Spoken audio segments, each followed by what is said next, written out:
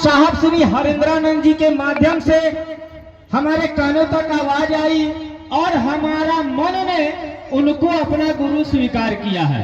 इसीलिए जब किसी के नामों की घोषणा की जाती है तो उनसे बिना पूछे नहीं किया जाता है, उनसे पूछते हैं कि भैया महादेव गुरु हैं, उनको अपना गुरु मानिए। वो जब हो कहते हैं, परिणामदायी गुरु है, आपको परिणाम देते हैं, यकीन नहीं हो तो उनको जांच के देखिए।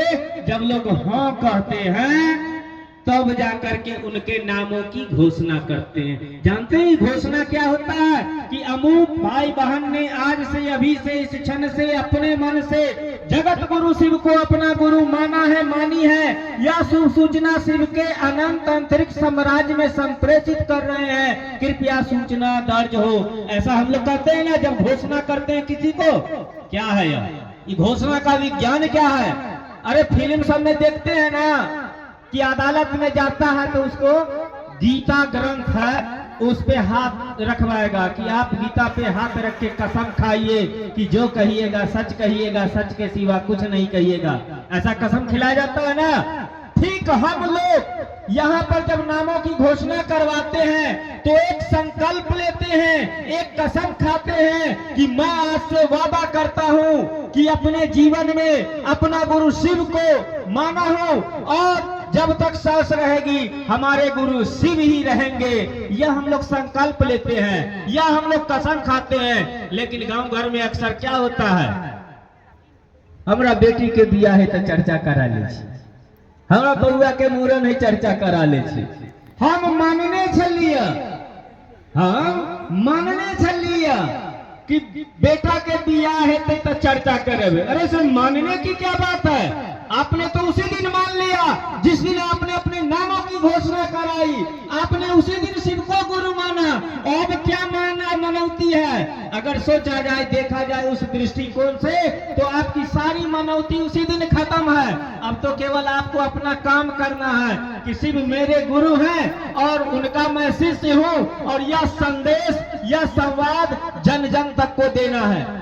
यही तक काम है, दूसरा मानने का और कोनो बातें नहीं इसमें आता है। लेकिन मन में जो भरा रहेगा उसको कहते हैं ना, सचमुच में शिव भाव के शिखर के तलहटी में समस्त संकीर्णताएं तिरोहित हो जाती है। जब आप में थोड़ा सा भी बाल के नोक बराबर भी शिव भाव आएगा ना तो सबसे पहले आपका आपसी द्वेष जो था, आपसी मतभेद जो था, आपसी झगड़ा जो था वो पहले खत्म होगा। इसका अनुभव हम किए हैं। मेरे दादा 3 भाई, जब दादा 3 भाई थे, हम 5 भाई हैं। दादा 3 भाई है, हम 5 भाई। समझिए कितना बड़ा परिवार था। अभी लगभग 10-15 वो घर आंगन बन गया है, इतना परिवार। कभी किसी में प्रेम नहीं था, सब औरत सब आपस में लड़ती थी, आंखों देखा हाल है। हम लोग इतने बड़े बड़े थे, मेरी माँ दादी सबसे सबको रोज झगड़ा होता था, रोज। लेकिन महादेव गुरु की दया है कि जब से लोग शिव को गुरु माने हैं और 3 सूत्र में 2 को सूत्र जो कर रहे हैं, नमः शिवाय कर रहे हैं, दया मांग रहे हैं, तो देख रहे हैं कि लोग अब बैठते हैं एक जगह तो ही कनिया फन्ना जगह जैसे चर्चा भेल, ऐसे फन्ना आदमी इतने निक निक भजन गेल के। देखिए परिणाम पलट गया। पहले एक दूसरे का शिकवा शिकायत जो लोग बतिया रहा था, अब महादेव गुरु की बात बता रहा है।